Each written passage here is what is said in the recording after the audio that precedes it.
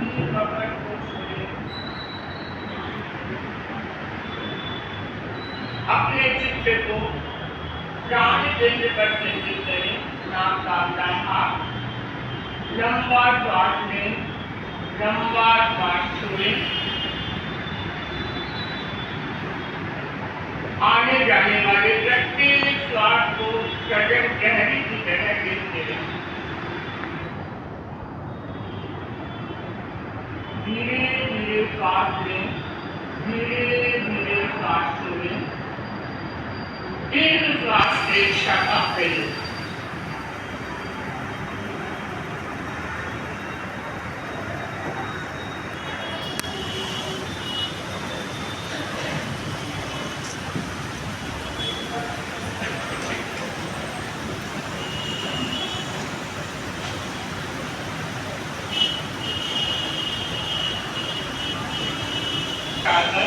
ललाट के मध्य भाग ज्योति केंद्र पर केंद्रित करें।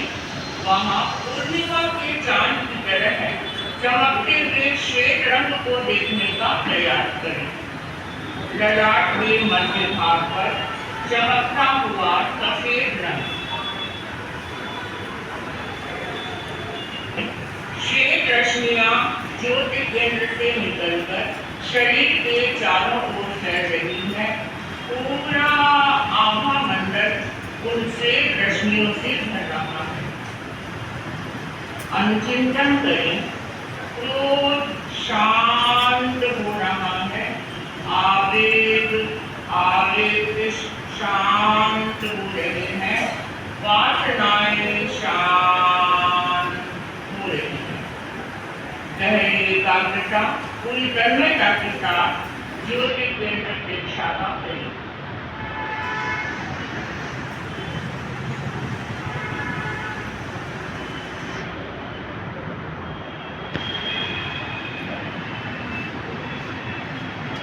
आनंद की अनुभूति करें। का प्रयोग संपन्न और अर्थ।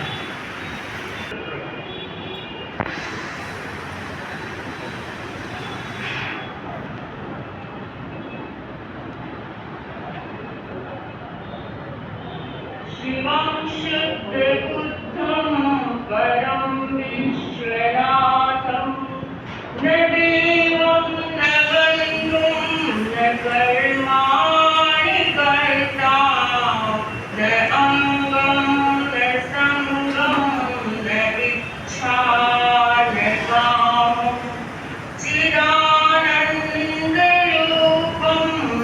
नमामि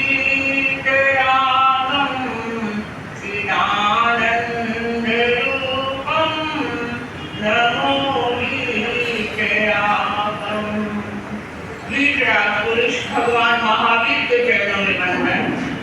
आराध्य को नमन। परम पावन गुरुदेव के चरणों में वंदना। श्रद्धेया साची जी के चरणों में वंदन। आदरास्पद साची केंद्र और साची जी के पूर्व मस्तिष्क से निकला हुआ यह एक महत्वपूर्ण कार्यक्रम जिससे प्राप्त कर रहे हैं, प्राप्त करके खुश है नागा तो पारावासी। वह है परिवार प्रशिक्षण कार्यशाला के अंतर्गत विश्व में हरे निधान। कार्यक्रम की शुरुआत हो उसके पहले यह कहना चाहूंगी, जब होने लगा सूरत की ओर प्रस्थान, मिल गया बसनी से लेकर सूरत तक बीच वालों को वरदान। नागा चौपारा को भी मिला है उपहार। अपने क्षेत्र में मंगल कार्यक्रम आयोजन कर रहा है प्रस्तुत मंगलाचार। नागा चौपारा का उत्साही महिला मंडल प्रस्तुत हो रहा है। आज के इस कार्यक्रम में मंगलाचरण प्रस्तुत करने के लिए तेरापंथ महिला मंडल नागा चौपारा। दुनिया के तारने हारे श्रीनाथ गुल गुजियारे को महावीरा प्रभु जी आए ले संदेश पावन तुम को महावीरा प्रभु जी आए ले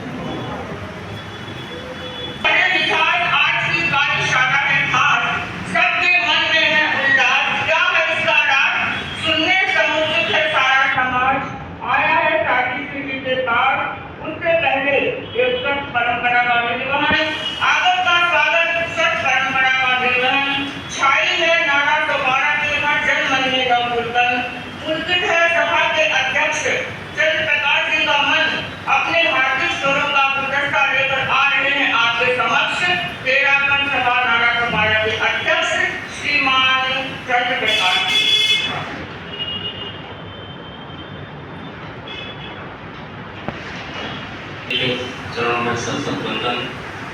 माँ मनस्वी, माँ तपस्वी, आचार्य श्री माँ श्रवण जी के चरणों में वंदना।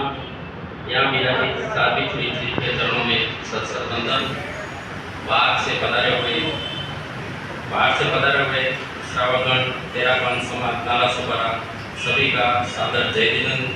आज की कार्यशाला रखी गई है रिश्तों में भरे विकास साध्वी श्री के मुखारविंद से सुनने के लिए हम हैं आतुर। साध्वी श्री जी को साध्वी श्री जी बहुत अच्छा विषय रखा है जो हम सबको जरूरत है। ओम अरम। प्रकृति से हम किस तरह से रहें, प्रकृति की प्रेम भाव के साथ में रहती है और ये कहता है प्रकृति का मन कर फूलों से नित हंसना सीखे, भावों से नित गाना, तरों की झुकी डालियों से नित सीखे शीश झुकाना, शीत हवा के झोंकों से कोमल भाव बहाना, यथा लता तथा पेड़ों से सीखे मिलना और मिलाना। प्रकृति की सुंदर प्रेरणा हमें मिलती है, हम अपनी जिंदगी को अच्छी तरह से जी सकते हैं, रिश्तों पे निभाव कर सकते हैं।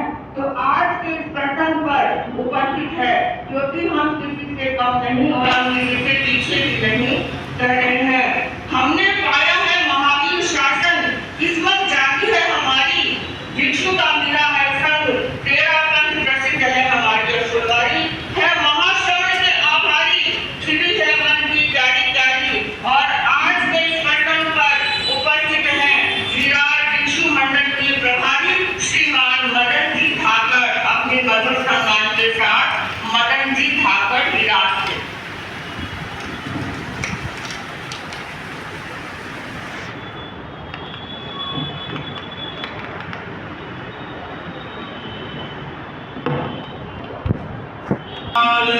कालू तुलसी की महाप्रज्ञ महाश्रमण कृपाल।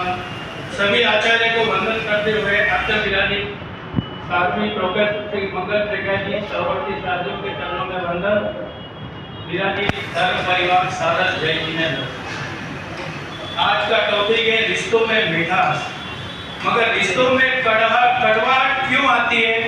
उसकी मेन वजह पैसा, रहन सहन, खान पान, चाल चलन उसके ऊपर निर्भर करता है। तो उसके ऊपर गीतिका है।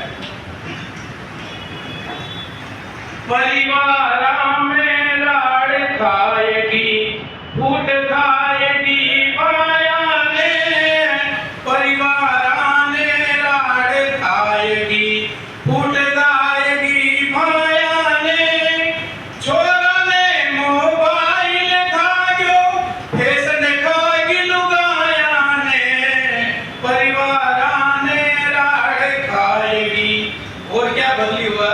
पिज्जा तो रोटियां ने खायो, गैस खायो चूल्हा ने, बाजारों मिठाइयां खा गई, गुड़ और दूल्हा ने, परिवार ने राड़ खाएगी, ठंडी मटकी फ्रीज खाएगी, टीवी खाएगी अदाया ने, पंखा ऐसी कूलर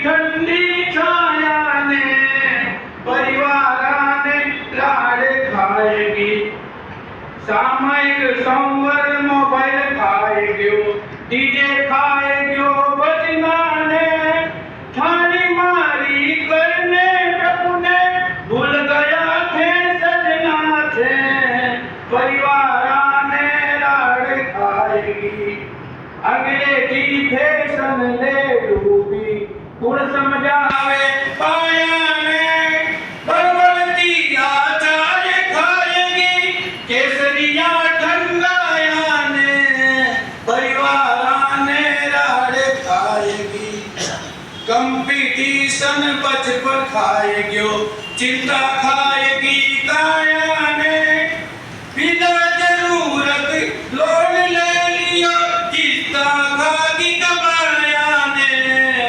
परिवार ने राड़ खाएगी, फूट खाएगी माया ने।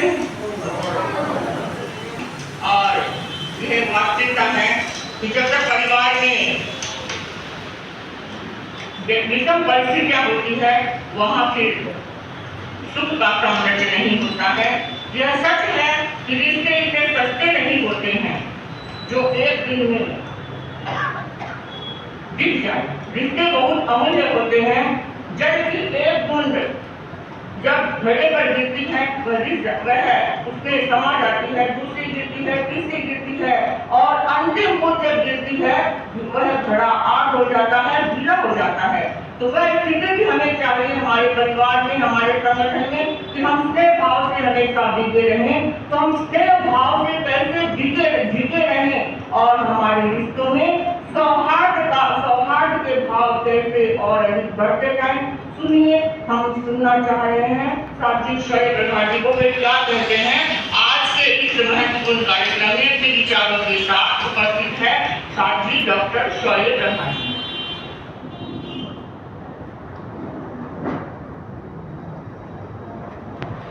आज एजुकेशन चरणों सबसे वंदना साथी भैया, सामान्य साथी एवं श्रद्धालु भाइयों बहनों, आजकल शोरूम का जमाना है, बड़े बड़े शोरूम खुल रहे हैं और वैसे ही नाला सोपारा में एक बड़ा सा शोरूम खुला और उस स्टोर में लिखा हुआ था पति खरीदो स्टोर। उसमें कुछ नियम भी बना रखे थे कि एक लड़की सिर्फ एक ही बार उस शोरूम में विजिट कर सकती है और दूसरा ये था कि नीचे से ऊपर जाना है, ऊपर से पुनः नीचे नहीं आना। और वो 6 मंजिला जो स्टोर उनका खचाखच एडवर्टाइजमेंट के साथ भरा हुआ था, उसे देखकर एक लड़की अंदर गई इस एक्सपेक्टेशन के साथ कि आज तो मुझे अपने चॉइस का हस्बैंड मिल सकता है, क्योंकि इतने सारे वहाँ पर तरह तरह के हस्बैंड के प्रकार बताए हुए थे। मुझे तो एक ऐसा हस्बैंड चाहिए जो अच्छा इंसान हो और अच्छा रोजगार कमा सके। और जैसे ही वो पहली मंजिल में चली, उस पूरे मंजिल में ऐसे कई प्रकार के हस्बैंड के बायोडाटा था जो अच्छे इंसान थे और अच्छा रोजगार कमा रहे थे। उसने पूरी पहली मंजिल देख ली, फिर मन में सोचा इससे क्या होगा। वह इंसान तो ऐसा चाहिए जो नेक भी हो, अच्छा रोजगार भी हो जिसके पास, और साथ में घर का दुकान और घर का मकान चाहिए। यह भी तो चाहिए, वह तो स्टोर में था नहीं। चलो आगे देखते हैं। और संयोग ऐसा हुआ, जैसे ही वह दूसरे स्टोर में चढ़ी और उसके एक्सपेक्टेशन के अनुसार उसे वह मिल गया। उसमें उस सेकेंड फ्लोर में उन सबके बारे में बताया हुआ था जो अच्छे इंसान थे, अच्छा रोजगार था और घर का दुकान, घर का मकान। जैसे ही वह देखने लगी, फिर दिमाग में एक कल्पना आई, सिर्फ इससे क्या होता है, वह तो ऐसा होना चाहिए जो खूबसूरत भी हो, यह सब क्वालिटीज भी हो और साथ में खूबसूरत भी तो होना चाहिए। और इस सर्च में वो वापस से और ऊपर चढ़ गई और जैसे उसने सोचा, वहाँ पर उन सारे पतियों के टाइप्स दिए थे जैसा वो कल्पना कर रही थी, और वह देखती जा रही और तभी मन में एक और विचार आया, सिर्फ इससे क्या हो, पति में तो एक और विशेष क्वालिटी चाहिए, वह है कि घर का काम भी कर सके। आजकल तो बाइयों का तो कोई भरोसा ही नहीं रही, 5 दिन आती है, 2 दिन छुट्टी मांग लेती, फिर घर का काम कौन करेगा ना। तो ऐसा पति चाहिए जो सारी खूबियां भी हो, लेकिन साथ में ये हो कि घर का काम भी करे। चलो ऐसे पति को ढूंढना है। और जैसे ही वो ऊपर चढ़ने लगी, उसकी एक्सपेक्टेशन के अनुसार बहुत सारे टाइप्स वाले पति भी मिल गए। जो आगे देख रही थी, फिर से एक नई कल्पना, एक नई एक्सपेक्टेशन उसके मन में जगी और उसने कहा कि सिर्फ इससे क्या होता है, पति तो ऐसा होना चाहिए कि मैं कहूँ उठ तो वो उठना चाहिए, मैं कहूँ बैठ तो वो बैठना चाहिए, इतना मेरा ख्याल रखने वाला चाहिए, ऐसा हो तो जिंदगी अच्छे से चले। अब उसको ढूंढने में लग गई, 5वीं मंजिल तक चढ़ गई। देख रही थी, फिर भी कुछ न कुछ नहीं लगाया कि देखो जैसे जैसे मैं मंजिल चढ़ती जा रही हूँ, एक से एक बढ़िया मेरे सामने आते जा रहे हैं। क्यों ना मैं छठी मंजिल की ओर देख लूं। और इस एक्सपेक्टेशन में जैसे ही वह छठी मंजिल चढ़ती है, एक बड़ा सा बोर्ड उसके सामने होता है जिसमें लिखा है कि आप 9,999 लड़की हो जो यहाँ से जा रहे हो। बिना मतलब कहने का मतलब सबको समझ गया होगा कि जिंदगी में एक्सपेक्टेशन कितनी है। यह तो केवल एक सिर्फ महिलाओं की बात नहीं, यह सब लोग हर रिश्ते में हर व्यक्ति बहुत एक्सपेक्टेशन करता है। और मुझे लगता है कि यहाँ से वह गाड़ी बिगड़ने लग जाती है। इसलिए किसी ने बहुत अच्छा कहा है कि हम रिलेशनशिप में एक्सपेक्टेशन को कम करें, एक्सेप्टेंस को बढ़ाएं, तब एडजस्टमेंट हो सकता है। कुछ भी छोटी सी भी घटना हो तो हम सामने वाले से क्या चाहते हैं कि वो एक्सेप्ट करे। आपकी एक्सपेक्टेशन यह रहती है कि वो सामने वाला एक्सेप्ट करे, वो सामने वाला एडजस्ट करे। तो वो भी तो यही सोच रहा है ना, सोच दोनों यही रहे हैं। क्यों ना दूसरों के एक्सपेक्टेशन के लेके खड़ा होता नहीं लग जाए, तो यह रिश्तों में हमेशा मिठास बनी रहेगी। बहुत हड़बड़ी में सुबह पति ऑफिस में जाने से लेट हो रहा था और दवाई लेनी थी। दवाई लेकर बिना बोतल बंद किए पति पत्नी को कहकर जा रहा है कि मैं बोतल बंद नहीं कर पाया, बंद कर देना, और वो निकल जाता है। और पत्नी भी जैसे ही घर में काम करती होती है, वो सोचती बाहर जाऊंगी तब बंद कर दूंगी। और इतने में एक छोटा सा बच्चा, कौन का जो छोटा बच्चा है, खेलते खेलते आता है और उस बोतल को पानी समझ के, दूध समझ के पी लेता है। दवाई जो कि बड़ों की थी, अब बच्चे लेने पर रिएक्शन भी हो गया, उसकी तबीयत बिगड़ने लगी और सीधा उसे हॉस्पिटल लेके गई उस पत्नी ने। पति को भी इन्फॉर्म किया गया, वहाँ भी पहुँच गया। अब घटना तो इतनी तो सामान्य रूप से थी, पर अब रिएक्शन किस रूप में हो सकता है। एक रिएक्शन यह भी हो सकता है कि पति जब अपनी पत्नी को उस समय मिलता है और वह उसे कंप्लेन कर सकता है कि तुम्हारी इतनी बड़ी गलती है, जब मैं कहकर गया था तो तुम तुरंत उसे बोतल को बंद क्यों नहीं की। यदि तुम बोतल को बंद कर देती तो अपनी बच्चे की हालत नहीं होती और पत्नी भी के ताव में आ जाएगी, उसे भी गुस्सा आ जाएगा, तो वह भी सुना देगी इतनी भी क्या हड़बड़ी थी। पानी जब दवाई लेकर जाए तो अपना बोतल बंद करके क्यों नहीं दी। मैं कि तुम्हारी नौकरानी में पीछे पीछे घूमती रहूंगी हर चीज के लिए, कितनी लापरवाह। रिएक्शन यहाँ भी हो सकता है और यह छोटा सा रिएक्शन सिचुएशन को सुधारता नहीं, इनफैक्ट और बिगाड़ होता है। और इतना यहाँ पर ही स्टॉप नहीं होता, पुरानी वो सारी जो रीले, जो सीरियल जो हो चुके, एपिसोड हो चुके, वो वापस से पूरा रिवाइज हो जाता है पूरे के पूरे। मुझे लगता किसी का कंप्यूटर भी फेल हो जाएगा, इतना उस समय मेमोरी स्ट्रॉन्ग हो जाती है। लेकिन रिएक्शन का दूसरा तरीका भी यह हो सकता है, जो कि बहुत कम होता है बंधुओं, कि पति पत्नी उस सिचुएशन में मिलते हैं और पति कहता है कि मैं बहुत सॉरी कहता हूँ, मेरी बहुत बड़ी गलती हुई, काश मैं बोतल बंद करके जाता तो ऐसी सिचुएशन नहीं थी। और पत्नी यह जब देखती है कि पति तो बहुत ठंडे में खुद की गलती मान रहे हैं, उसे रियलाइज हो रहा है कि नहीं गलती तो मेरी थी, आपको तो वैसे भी बहुत लेट हो रहा था, जाना जरूरी था, काश मैं किचन से निकल जाती और बोतल को पहले बंद करती। बंधु यहाँ पर यह बात कंप्लीट हो जाती है। न कोई पुरानी बात को रिवाइज करने की जरूरत है, ना तू मैंने करने की जरूरत है, बात कंप्लीट हो गई, सिचुएशन जैसे की वैसे नॉर्मल रहेगी। पर बंधुओं होता क्या है, ये तो बता था कि ऐसा हो सकता है, लेकिन होता क्या है प्रैक्टिकली। क्या तू मैं होती है या मैं और तू? सोचने की बात है। और मुझे लगता है कि रिश्तों में जो ये कड़वाहट जो थोड़ी बहुत भी आती है, वो अहंकार या ये सोचते कि खुद का ईगो ज्यादा आगे रखने की कोशिश होती है, तब होता है। यदि हम दूसरे के ईगो को सेटिस्फाई करने लग जाए तो then तो ऐसी सिचुएशन संभवतः नहीं आएगी और हर पल वह मिठास महसूस होती रहेगी। इन्हीं भावनाओं के साथ ओम शांति।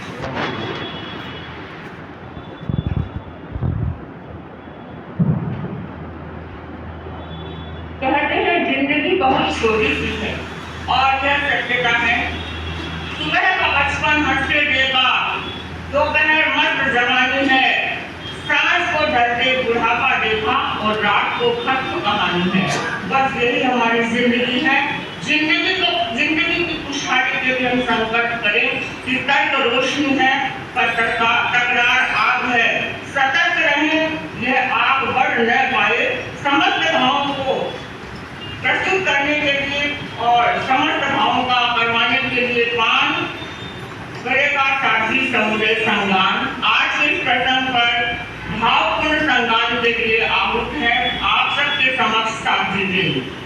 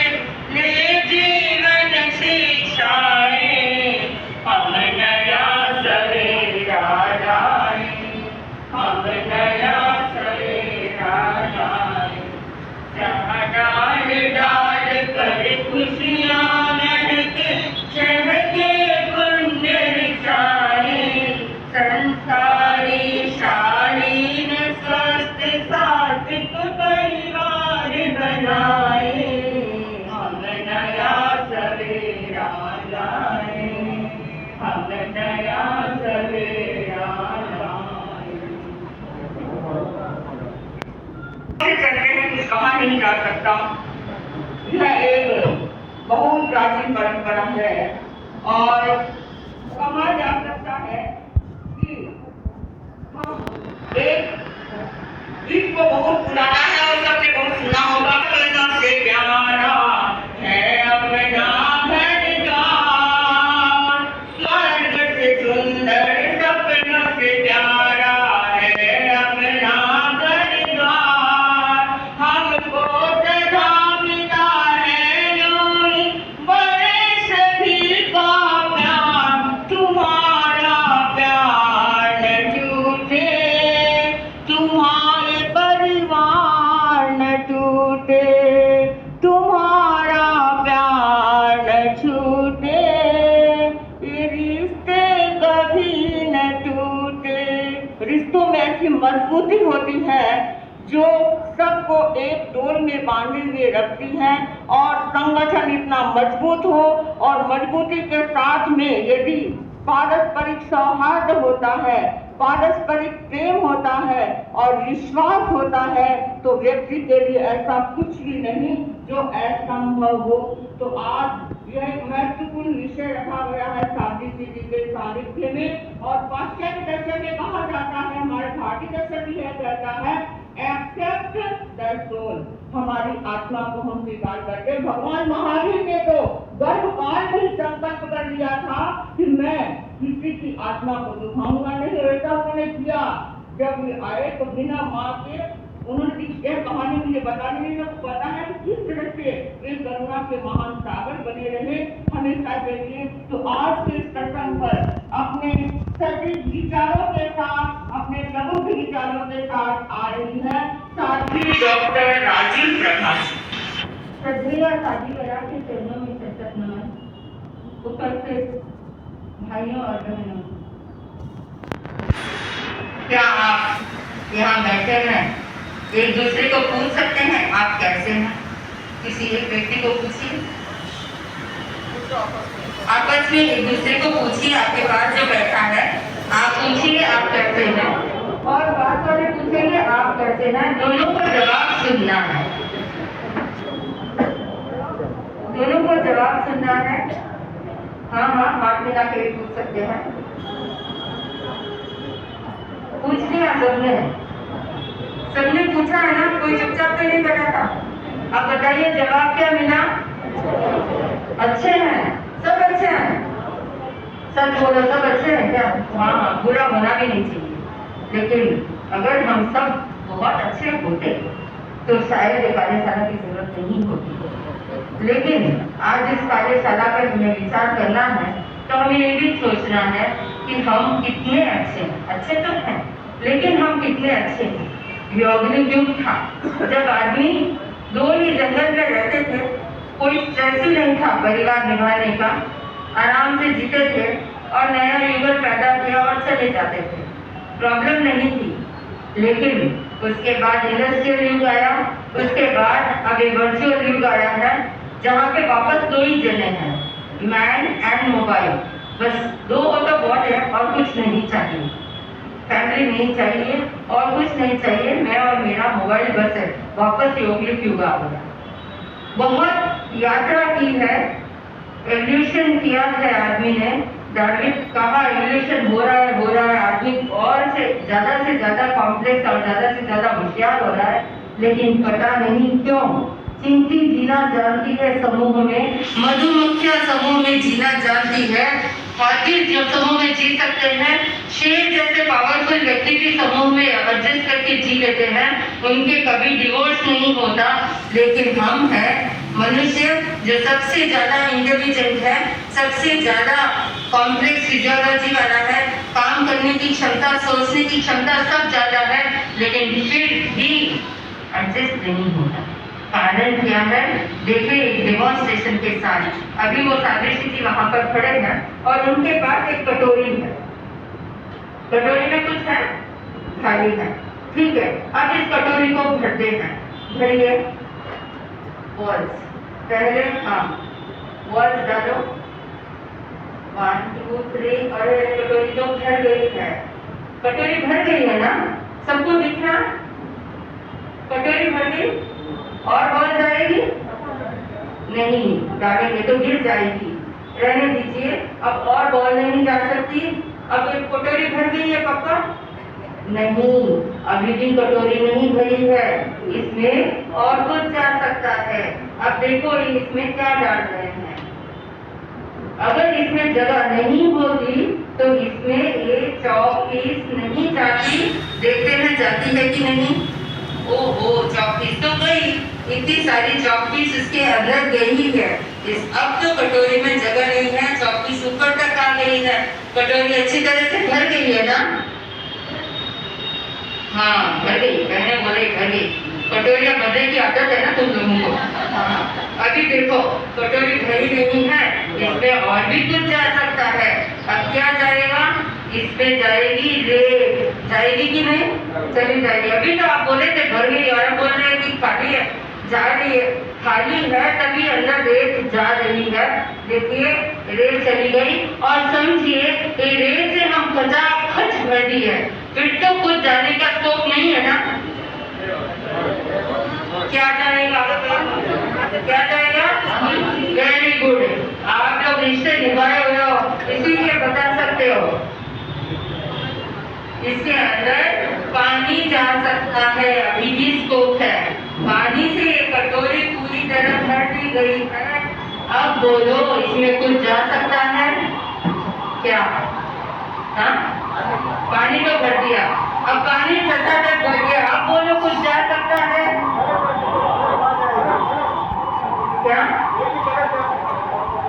कलर जा सकता है। अच्छा, उसमें कलर भी डाल दिया, ब्लैक कलर बहुत सारा डाल दिया। अब बताइए अब इसमें कुछ जा सकता है? हाँ, प्याज तो मिट्टी में कैसे जाएगा? और कुछ बताइए। शक्कर, अच्छा इसमें शक्कर भी डाल दिया, चलो भर दिया। अब क्या जाएगा?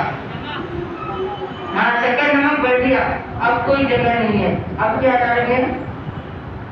हाँ, पानी तो भरा हुआ है, कुछ नहीं आता है, बस खत्म। ऐसे ही होता है हमारे रिश्तों में। खबर तो पानी में कैसे हवा घुसेगी? हवा नहीं जा सकती। हमारे रिश्तों में ऐसे ही होता है।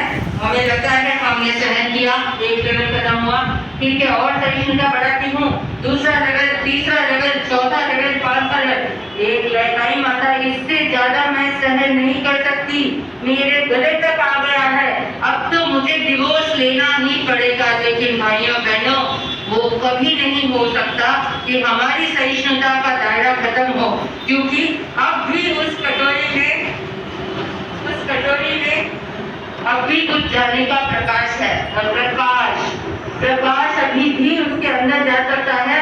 अगर आप टॉर्च लेकर उसके ऊपर फोकस करोगे तो नीचे तक प्रकाश आएगा, कटोरी के बाहर तक भी प्रकाश आ सकता है। Thank you. तो इसका मतलब ये हुआ कि हम जहाँ सोचते हैं कि कुछ भर गया है, उसके बाद भी प्रकाश का अवसर रहता है।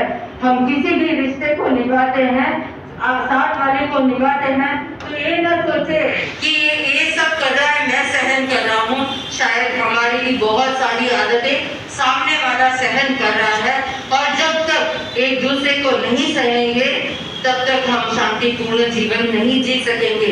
इसीलिए प्रकाश का दायरा हमेशा खुला रखना चाहिए। कहीं न कहीं कोई न कोई प्रकाश की किरण मिलती है और जिंदगी हसीन हो सकती है। बात यह है कि हमें सीखना है कि हमें क्या सहन करना है। मैं मानती हूँ आप लोग बहुत सौभाग्यशाली है कि आपको भारत में जन्म लेने का अवसर मिला, जहाँ परिवार नाम की कोई विजडम है, जहाँ परिवार के संस्कार है। बाकी तो हमने दुनिया घूम के देख लिया, कहीं भी ऐसे परिवार का संस्कार नहीं है जहाँ साथ में माँ बाप, बाप बेटे, बहू, बच्चे सब रह रहे हैं। हम अमेरिका में पढ़ाते थे, वहाँ का एक प्रोफेसर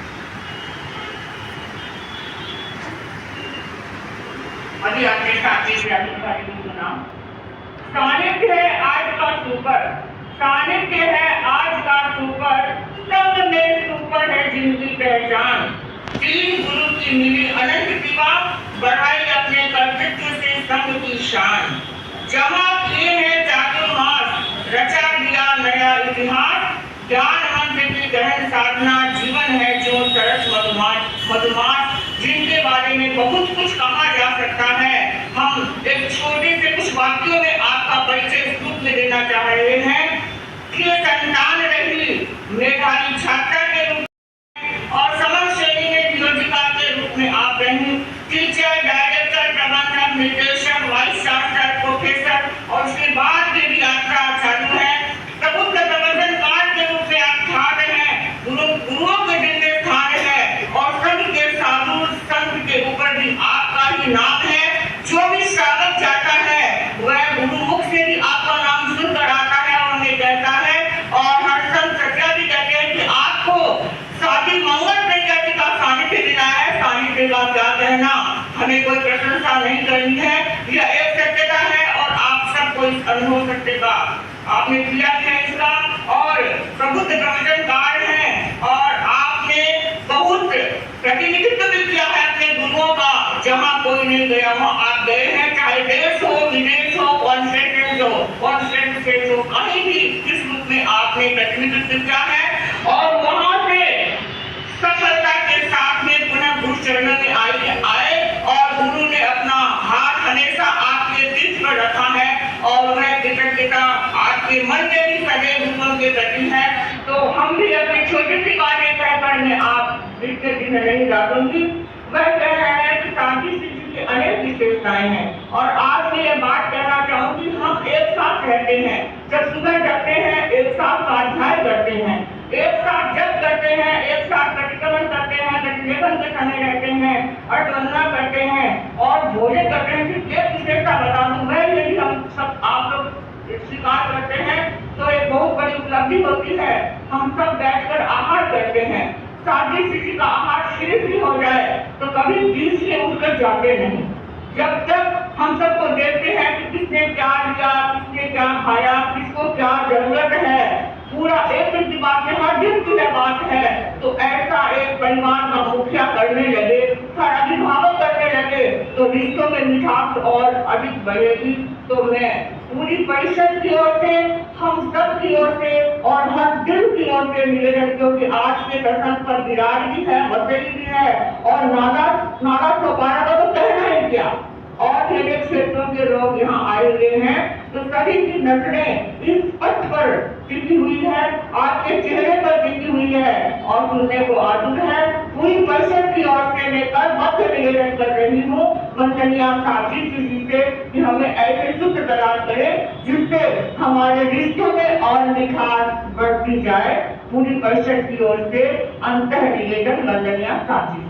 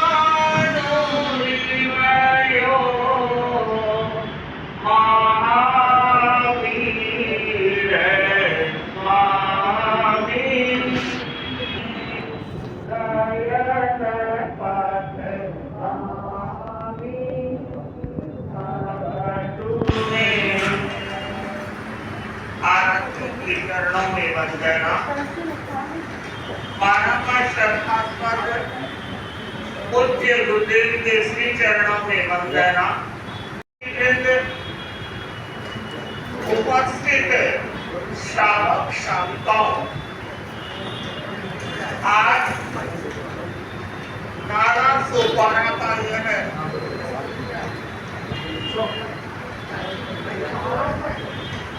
कच्ची दिशा जहाँ हम एक विशेष विषय की चर्चा कर रहे हैं, क्योंकि हम सब लोग जंगल की साधना करने वाले लोग नहीं हैं। हम लोग समूह में रहने वाले लोग हैं। जंगल में रहने वाला व्यक्ति अपनी इच्छा से, मन मर्जी से जैसे चाहे वैसे रह सकता है, किंतु समूह में रहने वाला व्यक्ति ऐसा नहीं कर सकता, और यदि करता है तो उसके ऊपर कुछ कानून है, वह ऐसा नहीं कर सकता। हमने भी कौन सा जीवन स्वीकार किया है, जंगल वाला या समूह वाला? जंगल वाला है क्या कोई? ये आता ही नहीं होता। हम सब कौन से व्यक्ति हैं जिन्होंने समूह का 1 से 2, 2 से 3 के जितने भी हो जाए, तो अकेले का जीवन नहीं, हमारा समूह का जीवन है। और ये परिवार का जीवन समूह का जीवन होता है। मैं अनेक बार ये बात कहा करती हूँ, सप्ताह में वार कितने होते हैं? सोमवार, मंगलवार, बुधवार, सारे बार हम बोल सकते हैं, किंतु एक 8वां वार है परिवार। यदि परिवार सुख और शांति से रह रहा है तो हमारे लिए 7 वार आनंददायक होंगे, और यदि परिवार सुख शांति से नहीं है तो 7 वार हमारे लिए क्या बन जाएंगे? दुखदायी बन जाएंगे।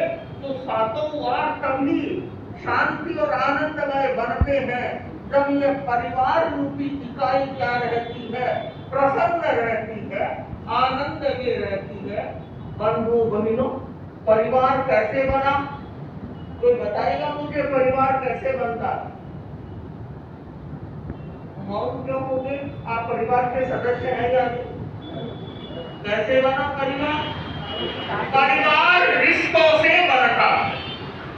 परिवार में तो रिश्ते हैं, माँ बाप, भाई बहन, पति पत्नी, बेटा बेटी। परिवार किससे बना? अब भूलोगे नहीं ना? परिवार किससे बना? रिश्तों से बना है। और वे रिश्ते यदि आपस में सामंजस्य के साथ में नहीं रहते हैं, मिठास के साथ, मधुरता के साथ में नहीं रहते हैं, तो क्या हो जाता है? परिवार हमारे लिए क्या बन जाता है? परिवार आनंद का कारण नहीं बनता, परिवार क्या बन जाता है? दुख का कारण बन जाता। आज जरूरत इस बात की है, वे जो रिश्ते जो हमें सामाजिक संगठन के माध्यम से बना दिए हैं, उन रिश्तों में हमें रहना है, उन रिश्तों को हमें जीना है।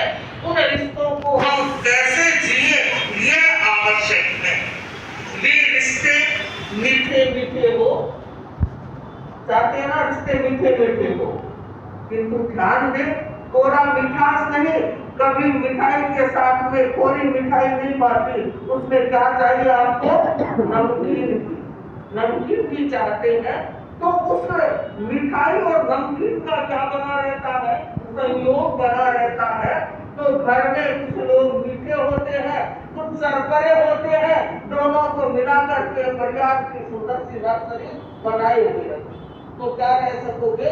आनंद और प्रसन्नता से रह सकोगे। बंधुओं बहनों, ध्यान देना, दर्पण हर व्यक्ति के लिए है ना। दर्पण बिना दर्पण के तो काम ही नहीं चलता। हमारे साथियों को तो कहते हैं भाई, जिसके लिए कोई दर्पण लगा हुआ हो तो उसके कपड़ा लगा दो, कोई कागज लगा दो जिससे हम बार बार हमें दिखाई न दे। किंतु आपका काम तो क्या है? बिना ध्यान दे कि दर्पण है वो गलती से टूटता है, दर्पण है वो गलती से टूटता है, वो रिश्ता है वो गलत फहमी से टूटता है। रिश्ता गलत फहमी से टूटता है। अनेक बार ऐसा होता है, अनेक बार ऐसा होता है कि गलत फहमी होती है और इतना प्रिय रिश्ता भी क्या है, टूट जाता है। इसलिए परिवार के लिए, मीठे रिश्ते के लिए आवश्यक यह होता है, ध्यान दे, जिंदगी है वो वहम से नहीं चलती। बहुत बार हमने देखा है, इस पर वहम कर लिया, इसने ऐसा किया होगा, इसने ऐसा किया होगा। ध्यान दे, जिंदगी वहम से नहीं चलती, जिंदगी विश्वास से चलती है, जिंदगी विश्वास से चलती है। बंधुओं बहनों, रिश्ता तभी अच्छा हो रह सकेंगे कि आप एक दूसरे के प्रति विश्वास करना सीखें। और जब तक आप विश्वास करना नहीं सीखेंगे, रिश्ते अच्छे हो ही नहीं सकते।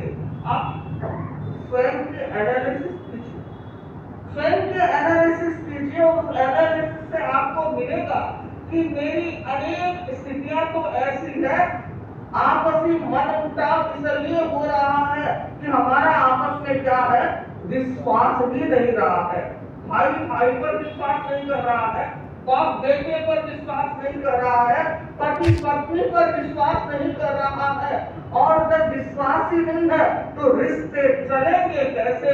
इसलिए यदि रिश्तों को चलाना है, परिवार को चलाना है, शांति के साथ में रहना है, तो क्या करना है?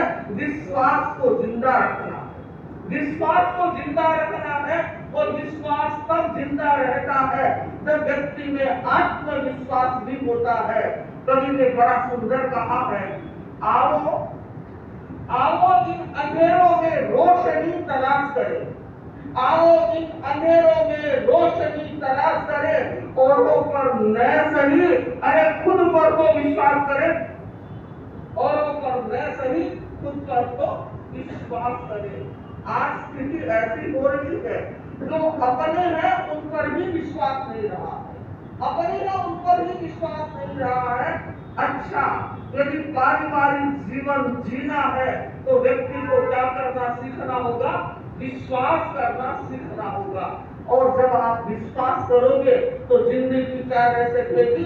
अच्छी रह सकेगी, मन प्रसन्न रह सकेगा। और आप जानते हैं, यदि मन खुश है, यदि मन खुश है तो बूंद भी बरसात है, यदि मन खुश है तो बूंद भी बरसात है। और दुखी मन के आगे तो समंदर की भी क्या औकात है, दुखी मन के आगे समंदर की क्या औकात है। तो इसलिए मन को प्रसन्नता तब होगी जब आप किसमें जी रहे हैं? विश्वास में। वहम होगा तो आप चाहे कोई भी काम कर रहे हैं, निरंतर पता नहीं वो क्या कर रहा होगा, मैं क्या कर रही होगी, वो लड़का क्या कर रहा होगा, फलां क्या कर रहा होगा, ऐसा मत कीजिए। आप घर में आपकी संतान है, आप अपनी संतान को सब कुछ दीजिए, सब कुछ दीजिए, शिक्षा दीजिए, संतान को आप व्यापार दीजिए, अपना देते ही है, घर दीजिए, बंगला दीजिए, गाड़ी दीजिए, कार दीजिए, सब कुछ दीजिए, किंतु याद रखिए इन सब के साथ में बच्चों को संस्कार दीजिए। यदि संस्कार नहीं दिए तो सब कुछ देने के बाद भी मटिया भेंट हो जाएगा। तो जरूरत इस बात की है कि आप उन बच्चों की ट्रेनिंग कैसे देते हैं। ट्रेनिंग देना बड़ा आवश्यक होता है, प्रशिक्षण देना बहुत आवश्यक होता है।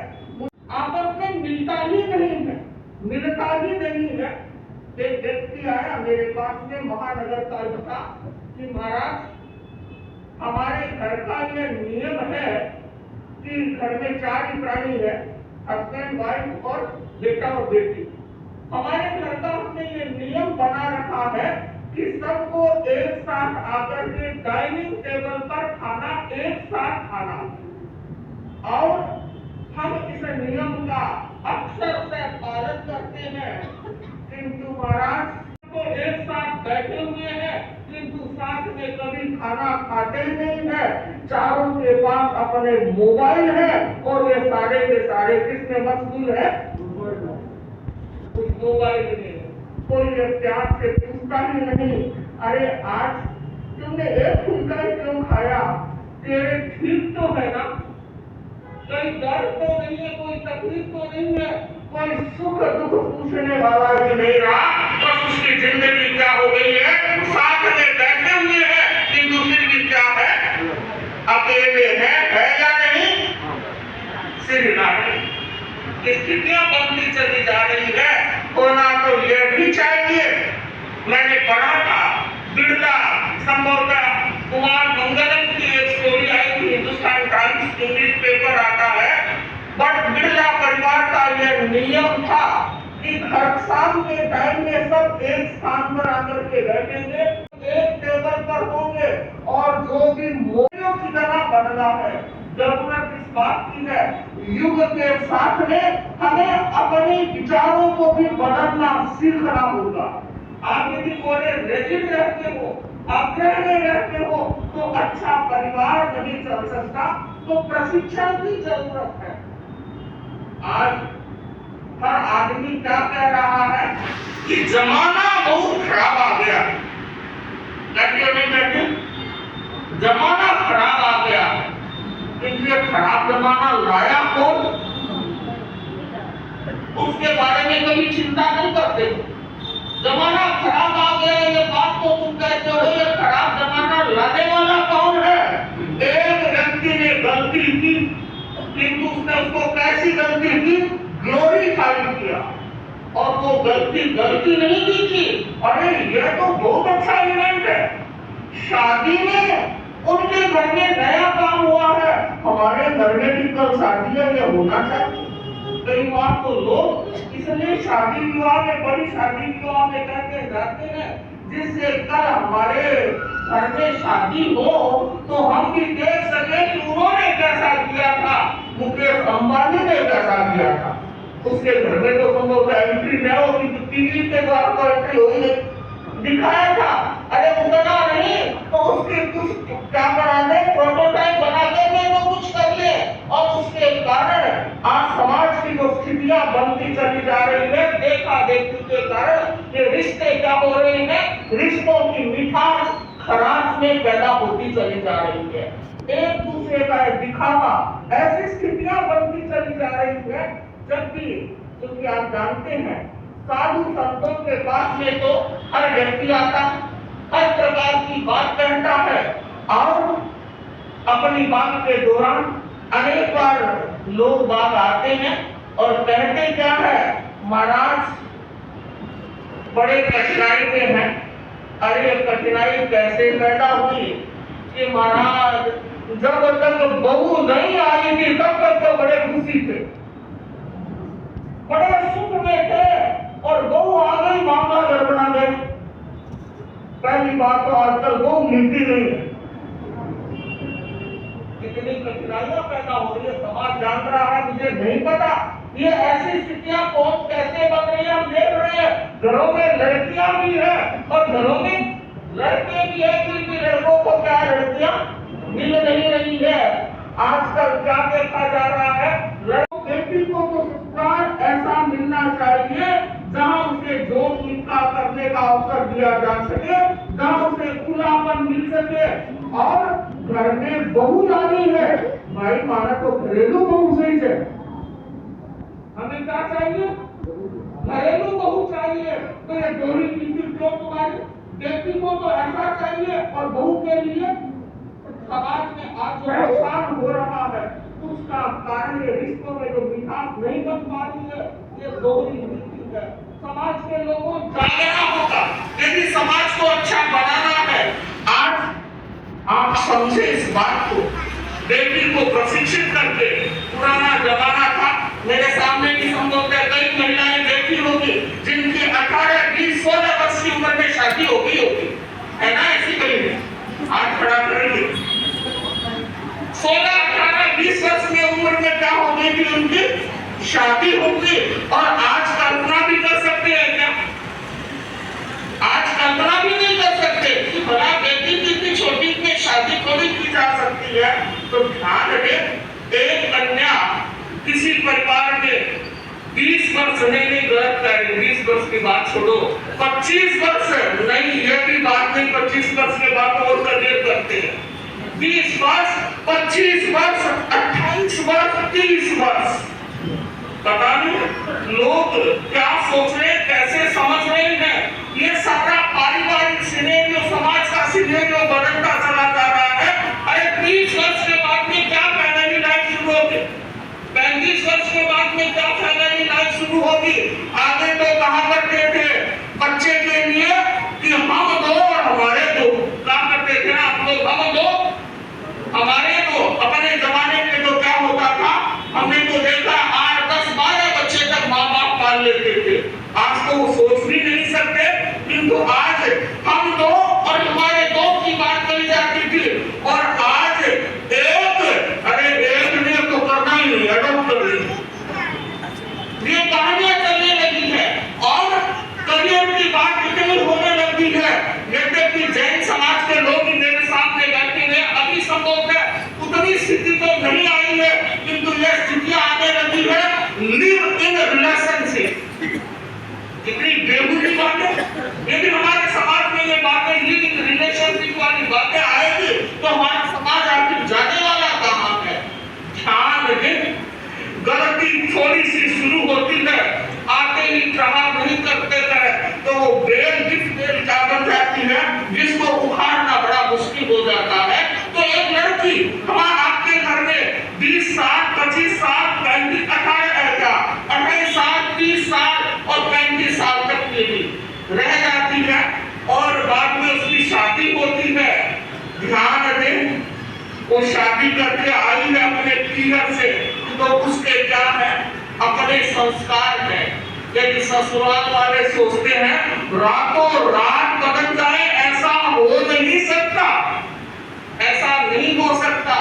You have to give time, you have to give space to them. आपको उन्हें समय देना होगा, आपको उन्हें स्पेस देना होगा, तब तो वो आपके घर में अच्छी तरह से रह सकेंगे। और यदि ऐसा नहीं हो सका, सिनेरियो बदल रहा समाज का। आज से 25-30 वर्ष पहले डिवोर्स शब्द डिक्शनरी में हुआ करता था, डिवोर्स शब्द डिक्शनरी में हुआ करता था और आज वो घर घर में आ गया। इसलिए आ गया है कि स्थितियां, हमने स्थितियों के अनुसार अपने आप को बदला नहीं, वो अपने संस्कार लेकर के आती है। जिस घर में आती है उन घर वालों को भी यह सोचना चाहिए कि उस घर के संस्कार लेकर आई है, हमें अपने घर के संस्कार दे देंगे, हड़बड़ी नहीं करनी, धीरे धीरे संस्कार दे देंगे।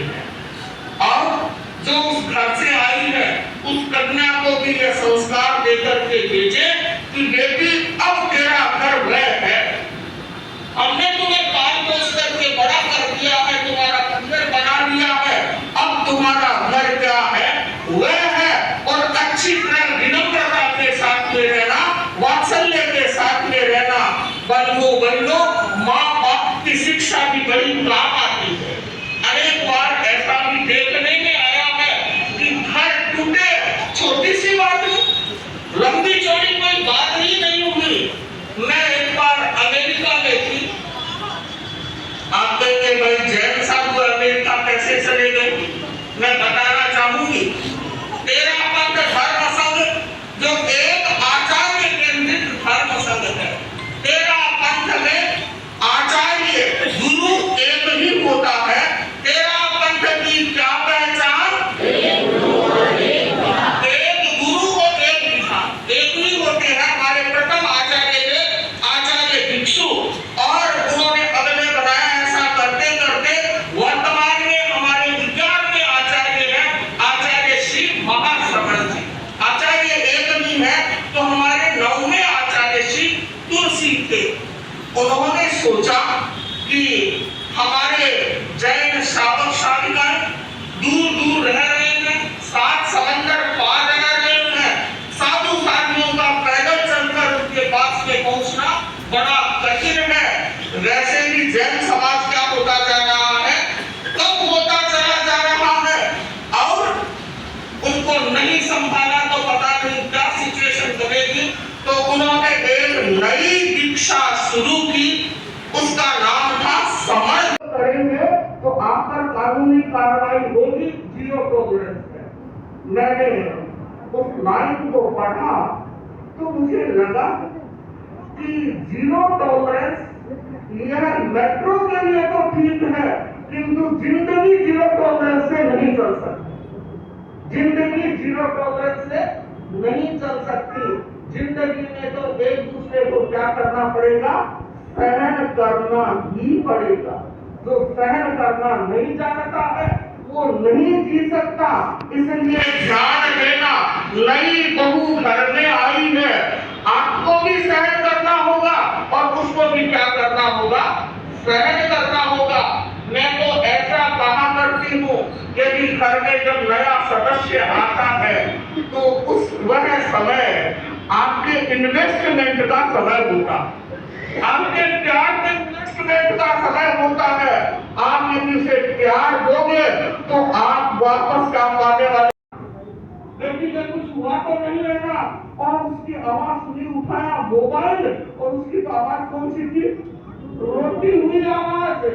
माँ देख करके विचलित हो गई कि मेरी बेटी की आंखों में क्या है, आंसू कैसे है, बात ही नहीं पूछा। मेरी सासू माँ पसंद के फाड़ करते और बोलती है, सोचा आज तो उसने कुछ गड़बड़ करती होगी, और वो उसकी बात को सुनती है। अभी तो वो रो रही थी, अब वो माँ भी रोने लगती है। इतने से नहीं चला, बाप था ऑफिस गया हुआ था, पापा ऑफिस में गया हुआ था, और उस महिला ने किसको फोन मिलाया, पापा को, उसके पति को फोन मिलाया। अजीब पता है क्या, बेटी बहुत दुखी है ससुराल में। और वो ऐसी कहानी बनती है, ऐसी सिचुएशन बनती है, और क्या हो जाते हैं, घर टूट जाते हैं। बंधुओं बहनों ध्यान दो, ये छोटी छोटी बातें आपके साथ में नहीं होती थी क्या, किंतु भला था उस तरह मोबाइल नहीं था। पोस्ट कार्ड की बहुत देर से पहुंचा करते थे, और जब तक ये बात होती अपने में समेटता बड़ी बात थी, 2-4 घंटे में क्या हो जाती थी, शांत हो जाती थी, और जिंदगी वैसे ही चलती थी, और आराम से आपकी जिंदगी चल रही थी या नहीं चल रही थी। आज ये सारा क्यों हो रहा है, क्या वो माँ उस समय फोन पर ये नहीं कह सकती थी, बेटी ये तो नॉर्मल बात है, मेरी सासू माँ तुम्हें तो बता रही थी, यदि तुम उस बात को पॉजिटिव वे से उसको इंस्ट्रक्शन देती हो तो क्या उसकी जिंदगी बच जाती है। माना 25% तो ऐसे केस होते हैं जिनको डिवोर्स लेना ही पड़ता है, बड़ी कठिनाई की स्थिति हो सकती है, किंतु 75 ऐसे होते हैं जिनको बचाया जा सकता है। समाज जागना, ये रिश्ते टूटते चले जा रहे हैं, यदि रिश्ते टूटेंगे तो समाज क्या है, बिखर जाएगा। तो समाज की तुम क्या करो, चिंता करो, उसके हर व्यक्ति को उसकी क्या करनी है, चिंता करनी है कि मैं कई कारणभूत नहीं बन जाऊं। आज स्थितियां जैसी बन रही है, आपकी पॉजिटिव थिंकिंग, आपका थोड़ा सा पॉजिटिव इशारा मिलेगा तो मुझे लगता है कि वो बिखरता हुआ घर क्या है, बच सकता है। मानव आज वो बहुत उसके पैसे की कमी है, यदि माँ बाप को माँ कैसी हो, कोई दवा की जरूरत है क्या, डॉक्टर को दिखाना है क्या, ये 5-4 बात से कर लेते हो, घर के निर्णय में उसे कुछ थोड़ा सा शामिल कर लेते हो तो क्या फील करती है, सम्मान फील करती है, इज्जत फील करती है। सुनने में तो ऐसा आया है कि व्यक्ति जा रहा है बाहर घूमने के लिए जा रहा है, तब भी माँ बाप को पता नहीं कि वो जा कहाँ रहा। अरे ये भी कोई बात हो सकती है। पहले तो घर में ऐसा था, घर से जाते थे तब भी यह कह करके जाते थे, माँ बाजार जा आपको, ये बोला करते थे। और आज कुछ बताने की बात नहीं, इज्जत और कदर नहीं, बहनों विशेष ध्यान देना तुम्हारी सासू माँ का। और मुझे लगता है जिस घर में माता पिता की कृपा रहती है वह घर कल्पतरु बन जाता है, और ऐसा नहीं होता। माना आज आपकी कैपेसिटी बहुत है, आपने अपने बाप से भी बहुत ज्यादा कमा लिया है, तुम्हारी काबिलियत है, ऐसा हो गया है, किंतु वो काबिलियत आई कहां से है, उसका भी तुम्हें क्या रखना है, ध्यान रखना है। इन रिश्तों में वो मिठास बना रहे, इसलिए आवश्यक है कि तुम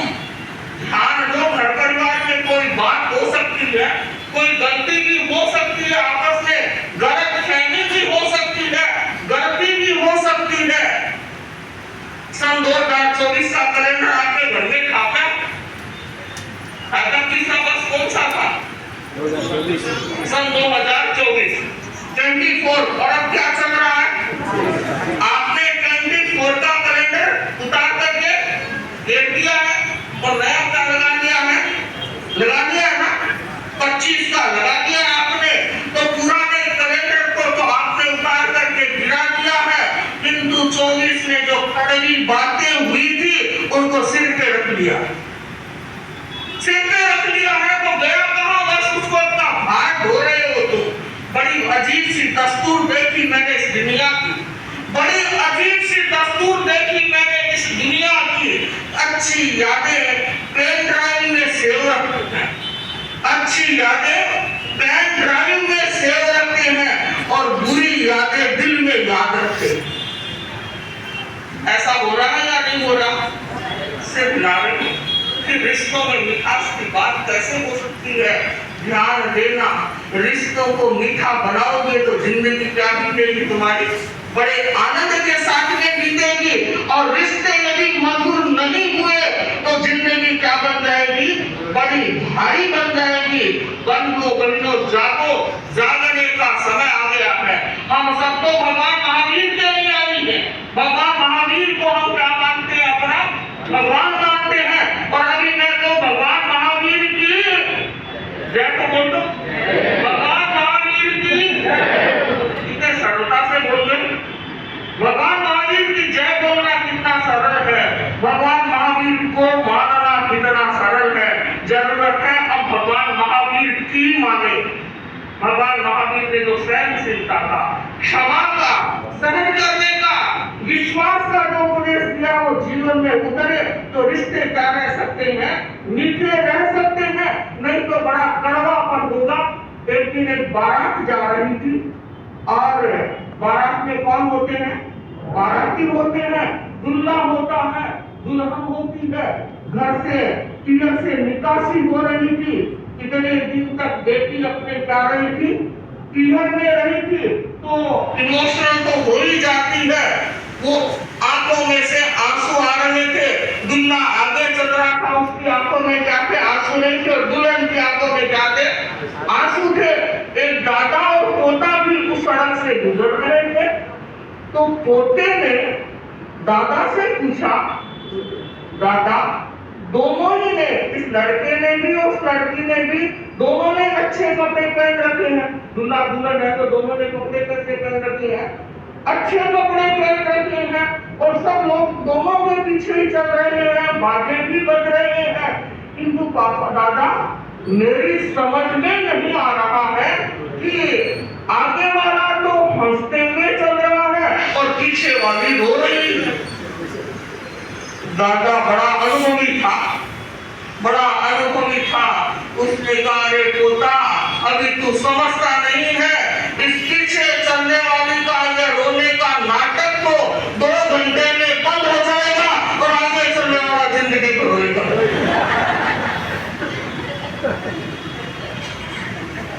ऐसा हो जाता है, ऐसी स्थितियां बन जाती है। ध्यान, जिंदगी को जीना है तो हमें क्या करना है?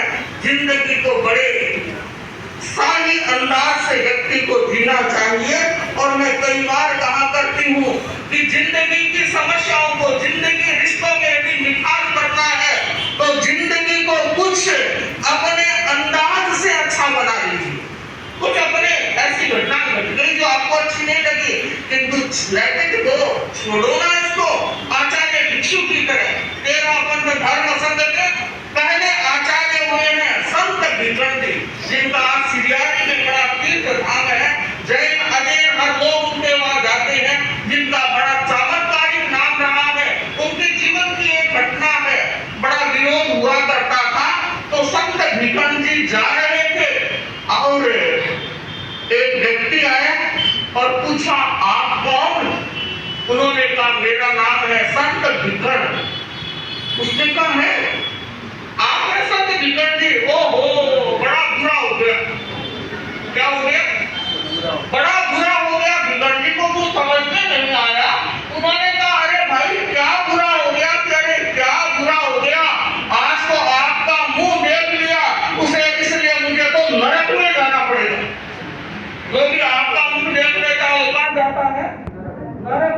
जाता है।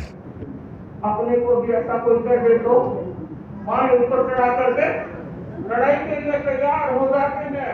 भीखर जी ने अपने अंदाज से, ऐसा उनका अंदाज जो क्या बन रहा था, लड़ाई का कारण बन रहा था, उन्होंने मुस्कुराते हुए कहा, भाई मेरा मुंह देखने वाला कहाँ जाता है? तुमने बता दिया कहाँ जाता है, नरक में जाता है, तो जरा तू बता तेरा मुंह देखने वाला कहाँ जाता है?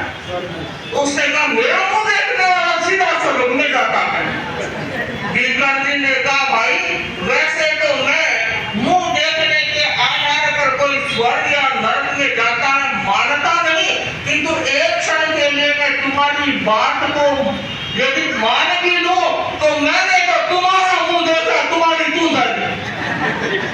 मैंने तो तुम्हारा मुंह देखा तो मैं कहाँ जाऊंगा और तुम्हारी तू जाने। और वो व्यक्ति चरणों में गिर गया।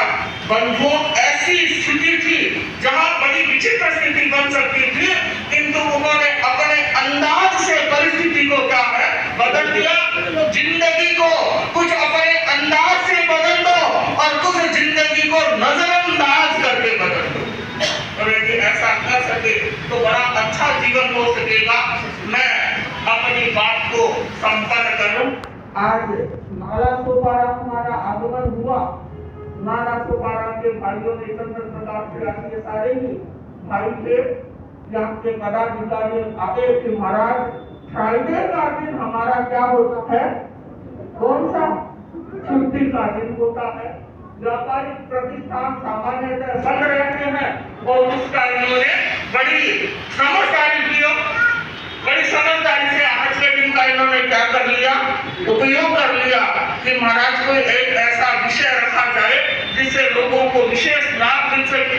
और मैंने सोचा परिवार से ज्यादा और क्या बड़ा विषय होगा क्या कोई बड़ा विषय। मैंने कहा ना, सातों बार शांति से रह सकते हो यदि परिवार शांत रहता है। और परिवार शांत कौन रख सकता है, कौन रख सकता है?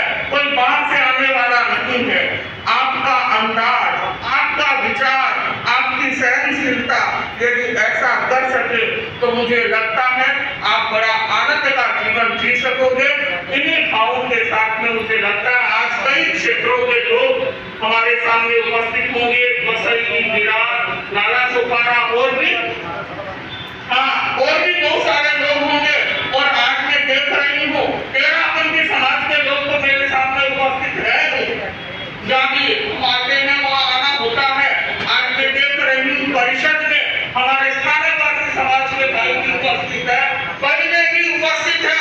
और हम तो स्थानक में ही तो प्रवचन कर रहे हैं, आपके यहाँ प्रवचन कर रहे हैं। बंधु परिवार लोग आते हैं और कहते हैं कि महाराज, कोई कहता है मंदिर मार्गी है, कोई कहता है स्थानकवासी है, कोई कहता है 13 पंथी है। तो मैं कहती हूँ अपनी अपनी उपासना की पद्धति है, कोई कुछ है, किंतु भाइयों बहनों हम सब महावीर पंथी हैं, है या नहीं? हम सब महावीर पंथी हैं। भगवान महावीर हमारे आराध्य है। और जैन समाज को जो अपनी जैसी उपासना करे, जिनका विश्वास मंदिर में है वो करते हैं, स्थानक में वैसा करते हैं, 13 पंथ में है वो ऐसा करते हैं। उपासना की पद्धतियां अलग अलग हो सकती है। हमारा नमस्कार महामंत्र एक है। हमारे आराध्य भगवान महावीर क्या है, एक है। इसलिए जहाँ भी कोई सामूहिकता की बात होती है तो हमारा जैन समाज क्या है, हमारा जैन समाज क्या है, ऐसा हो वो हमारा जैन समाज अध्यात्म के क्षेत्र में आगे बढ़ता जाए, हर स्थिति में वो विकास करता जाए। इन्हीं भावों के साथ ओम दो जनों की बात है। दो आपको डैश में 2 रिश्तेदारों के नाम, एक कोप से जन्मे दोनों, डैश पहनाए डैश को डैश। हाँ बोलो भाई। हाँ ठीक बोला इन्होंने। भाई बहन और बहनाते क्या है, राखी। बहन पहनाए भाई को राखी। हाँ बोल दो पूरा का पूरा। जब तो ये आपने बहुत अच्छे से आंसर दिया और आपने पहचाना है, तो इसके लिए तो रिश्ता कौन सा हो गया, भाई का। और पहनाया क्या, राखी। हाँ हाँ। और ये हम एक आपको अब बड़े महाराज की हस्ते बीच में रहे। अच्छा, नेक्स्ट कपल सामने कौन आ रहा है? हाँ, प्रकाश राम अपना दूसरे कौन आ रहा है सामने? हाँ, रिश्तों में भरे मिलना। आप लोग ने सबने सुना कि प्रोफेसर मंगल प्रफुल्ल जी ने कैसे आपको समझाया कि उनके कुछ शब्द थे मैंने जो किए हुए हैं, ईगो, लेस एक्सपेक्टेशन, सहिष्णुता। अब जो गलती नहीं करेगा, गलती मैंने की है पता है कि रिश्तों को निभाने के लिए कुछ सहना पड़ता है, थोड़ा हमें और थोड़े सामने वालों को भी कहना पड़ता है। कुछ सामने वाला सुनेंगे, करेंगे और घुनी हुई किसने कोई कहता है कि स्वर्ग कहाँ है। ये हमारी सोच है कि जिस परिवार में सास और बहू एक साथ खाना खा ले वही स्वर्ग है। तो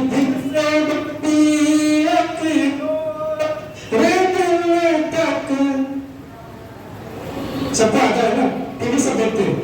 तो दिल से बांधी एक रे दिल तक जाती है, दिल तक जाती है, रिश्तों के बंधन बांध जाती है।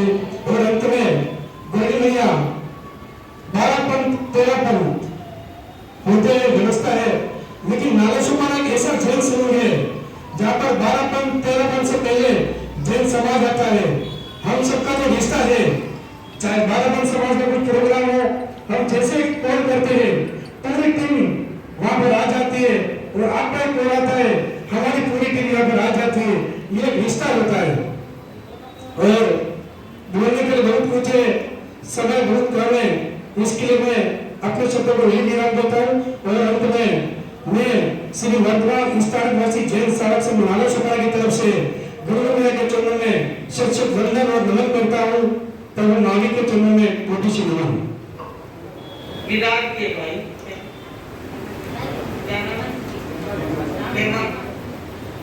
परम आराध्य गुरुमान पूज्य गुरुदेव के श्री चरणों में कोटि कोटि वंदन। अतः विराजित साध्वी वृंद के चरणों में सभक्ति वंदन। उपस्थित श्रावक समाज सादर जय जिनेन्द्र। पहले सूचना मिलती है कि 18 और 19 तारीख को विरार वालों को रास्ते की सेवा करनी है महावीर धाम से नाकोड़ा धाम। उसके बाद सूचना मिलती है कि साध्वी श्री जी तेरापंथ विश्व भारती का जो शिलान्यास का कार्यक्रम है, तेरापंथ विश्व भारती का जो स्थापना दिवस का कार्यक्रम है, उस हेतु पनवेल की तरफ पधारेंगे, तो कार्यक्रम थोड़ा आगे हो गया है। और उसके पश्चात सूचना मिलती है कि साध्वी श्री जी अंदर की तरफ पधारेंगे और संभवतः होली चातुर्मास करने का भाव विरार है। तो मैं सर्वप्रथम तो गुरुदेव के प्रति बहुत बहुत कृतज्ञता ज्ञापित करता हूँ कि आपने साध्वी श्री जी को निर्देश प्रदान करवाया, और साध्वी श्री जी के प्रति भी बहुत बहुत अनंत कृतज्ञता ज्ञापित करता हूँ कि विरार वसई नालासोपारा के श्रावक समाज का जो की भावना थी उसको ध्यान में रखते हुए अंदर की तरफ पधारे।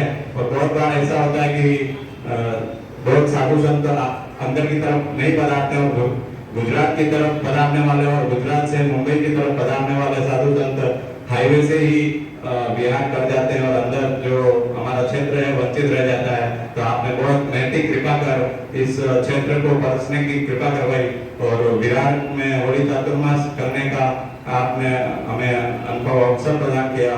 तो मैं बहुत बहुत कृतज्ञता ज्ञापित करते हुए आप सभी से विनम्र निवेदन करूंगा, 13 तारीख को होली चातुर्मास का कार्यक्रम तेरापंथ भवन विरार में साध्वी श्री जी के सानिध्य में आयोजित होगा। बाकी की सूचना आप सभी को व्हाट्सएप के माध्यम से मिल जाएगी। तो आप सभी उस कार्यक्रम में पूरे तेरापंथ समाज विरार की तरफ से मैं सभी को आमंत्रित करता हूँ, और जरूर पधारें और साध्वी श्री जी का सानिध्य प्राप्त करें। बहुत ही अच्छी कार्यशाला का यहाँ पर आयोजन हुआ। इस कार्यशाला में विरार के श्रावक समाज को आपने आमंत्रित किया, उसके लिए भी मैं आप सभी के प्रति हार्दिक आभार व्यक्त करता हूँ। ओम हरि। कल 8 मार्च में अंतर्राष्ट्रीय महिला दिवस है, और अंतर्राष्ट्रीय महिला दिवस के उपलक्ष्य में अखिल भारतीय महिला मंडल के द्वारा निर्देशित स्थानीय महिला मंडल की कार्य करती है, तो उनकी भी महिला मंडल की कल कार्यशाला होने वाली है। और कोई सूचना और युवक परिषद के 12 वर्ष की कार्यशाला की हमारी होने वाली है, उसकी भी समय सूचना दे दी जाएगी। 2 मिनट फोन पे तो कल भोजन की व्यवस्था रखी गई है। सभी महानुभाव भोजन करके बताएगा ऊपर दूसरे माले में। तरफ से का वितरण जो एक हिसाब से शुरू हुआ है आपकी तरफ से, अगर किसी भी परिवार को कैलेंडर प्राप्त नहीं हुआ है तो बेटियां रहे सभी